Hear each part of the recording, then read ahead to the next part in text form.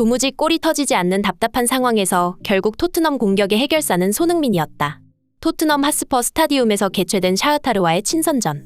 이번에도 손흥민이 엄청난 플레이를 선보이며 토트넘의 홈팬들을 열광하게 만들었습니다. 특히 공격이 좀처럼 풀리지 않는 상황에서 손흥민의 패스 한 방은 그대로 골로 연결되었기 때문인데요. 상대팀 수비수들은 슈팅할 틈을 허용하지 않기 위해 집요한 밀착 마크를 선보였지만 손흥민은 이를 역이용해 공간을 창출하고 동료에게 패스해주면서 결국 자신 또한 좋은 슈팅 기회를 만들어냈기 때문이죠. 특히 상대 수비수들에게 둘러싸인 상황에서도 이를 뚫어낸 손흥민의 특별한 동작은 영국 축구팬들 사이에서 큰 화제가 되고 있는데요. 이날 손흥민 선수의 활약상과 함께 현지 반응까지 발빠른 뉴스에서 자세히 알아보겠습니다. 손흥민이 토트넘의 돌격대장 역할을 완벽히 수행하고 있습니다. 그가 보인 파괴적인 움직임은 측면을 완전히 압도하면서 공격의 핵심이 되었는데요. 지난 7월 아시아 투어를 마치고 영국으로 복귀한 토트넘의 프리시즌 전적은 1승 1패로 이번 샤흐타르와의 프리시즌 친선 경기는 시즌 개막을 앞두고 있는 시기다 보니 토트넘이 반드시 승리해야 하는 중요한 경기였습니다. 그리고 이번 상대인 샤흐타르는 우크라이나 리그를 대표하는 강팀으로 챔피언스 리그 조별 예선에서 바르셀로나를 상대로 원정에서 이긴 적이 있을 정도로 결코 얕볼 수는 없는 팀이었습니다. 물론 객관적인 전력 차이는 토트넘이 훨씬 우세한 데다가 홈 경기라는 이점도 있기 때문에 신임 감독 포스테코글루 입장에서는 이번 경기만큼은 승리를 위해 전반전부터 1군 멤버로 전력으로 경기에 임했습니다. 그렇게 4-2-3-1 포메이션에서 선발 출전하게 된 손흥민은 전반전부터 그라운드 위를 활발하게 누비며 적극적으로 공격에 관여했습니다. 특히 손흥민은 공간이 열린 케인을 절대 놓치지 않았고 정확한 패스를 찔러주면서 케인은 박스 안으로 진입해 오른발로 낮게 깔아차봤지만 키퍼에게 막혔습니다. 이후 케인은 손흥민을 향해 엄지를 치켜 세우며 감사를 표했는데요. 이날 토트넘은 여러모로 지난 시즌과 달라진 축구를 선보이며 높은 수비 라인을 바탕으로 한 강한 전방 압박과 함께 거의 80% 이상의 볼을 점유하며 계속해서 공격을 퍼부었습니다. 빌드업 역시 확연히 달라진 모습을 보이며 경기를 완전히 지배하다시피 했는데요. 샤흐타르는 하프라인 이상을 넘지 못할 정도로 자신들의 진영에 갇혀서 수비만 했고 경기 시간 대부분은 토트넘의 공격 상황이었습니다. 하지만 한 가지 결정적인 문제가 있었는데요. 앞서 언급한 것처럼 토트넘이 아무리 좋은 상황을 만들어 골문을 두드려도 가장 중요한 골이 터지지 않는다는 것이었습니다. 토트넘은 전반전 케인의 PK로 선제골을 터뜨리긴 했으나 얼마 안가 실점하며 전반전을 1대1로 마무리했고 포스테코 감독은 선수 교체 없이 후반전을 시작했습니다. 그리고 후반전 역시 전반전과 비슷한 양상으로 경기가 진행되며 공격을 아무리 퍼부어봐도 정작 득점이 터지지 않는 답답한 상황이 연출되었습니다. 샤흐타르 선수들은 토트넘의 주요 득점원인 손흥민과 케인 위주로 방어하였고 특히 완벽한 양발 슈팅으로 2개의 존을 갖고 있는 손흥민을 향한 견제는 더욱 집요했습니다. 경기 내내 샤흐타르 선수들은 꼭 2명 이상이 손흥민에게 따라붙었던 것인데요.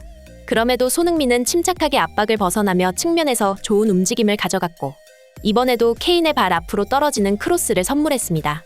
케인은 왼발로 힐킥을 시도했으나 빗맞으며 바운드된 공은 쇄도하는 클루셉스키에게로 향할 뻔했으나 아웃되고 말았습니다. 분명히 경기는 토트넘이 리드하고 있으나 골이 터지지 않는 답답한 상황. 뭔가 이상하다는 것을 직감한 손흥민은 경기 중 갑자기 낮은 위치로 내려오는데요. 그리고 노마크인 클루셉스키를 놓치지 않고 스루 패스를 시도했고 클루셉스키는 케인에게 패스를 건네며 결국 득점에 성공했습니다. 욕심부리지 않고 패스를 선택한 클루셉스키와 침착한 마무리를 선보인 케인. 두 사람의 플레이 모두 훌륭했지만 경기를 중계하던 해설자들은 손흥민의 플레이를 더 높이 평가할 수밖에 없었는데요. 오프더볼이 뛰어난 손흥민이기에 그는 직감적으로 가장 적절한 위치에 서 있었고 공을 받기 위해 등지고 있었던 상황임에도 클루셉스키를 놓치지 않고 정확한 패스를 찔러주는 장면은 손흥민이 얼마나 대단한 선수인지 잘 보여주는 장면이었다고 설명했습니다.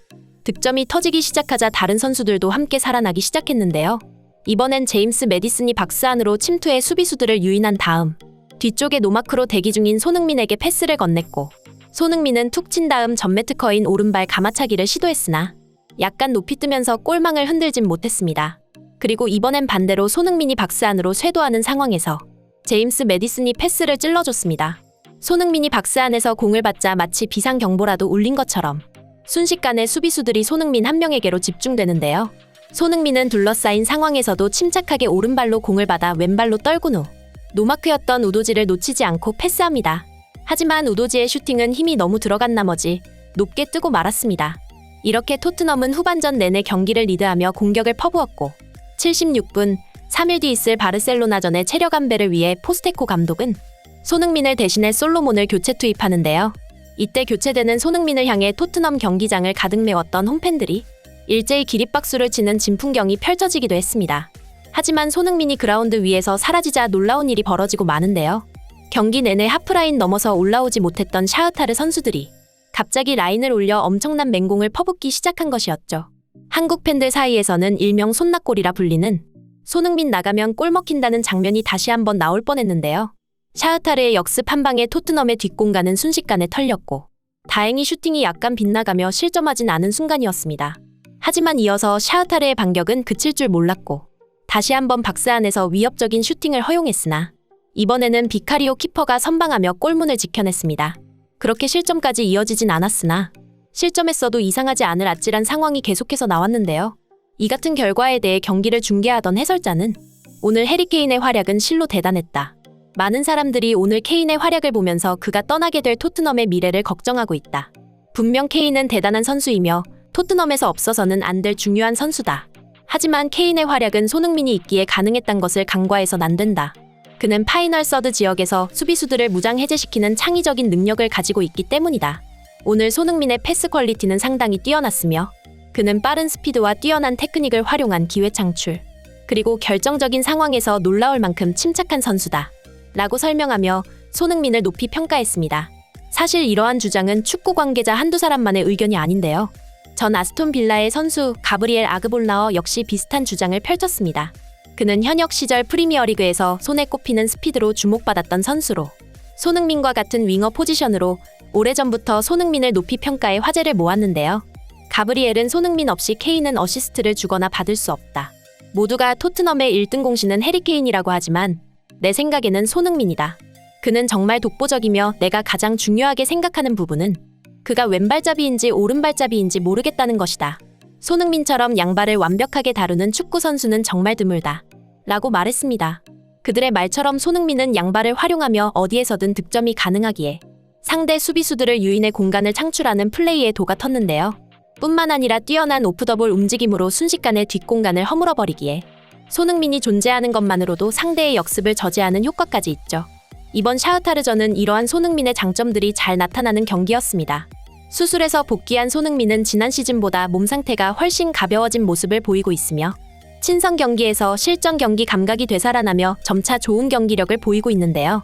이는 앞으로 손흥민 선수의 활약이 더욱 기대되는 부분입니다. 그리고 최근 파리 생제르맹과 바이에른 뮌헨이라는 빅클럽에 입단한 이강인과 김민재 선수까지 정말 기대되는데요. 해외 무대에서 활동하는 한국 선수들 모두 멋진 활약 펼치길 바라며 앞으로도 우리 한국 선수들이 행복한 주말 만들어줬으면 좋겠다는 간절한 바람입니다.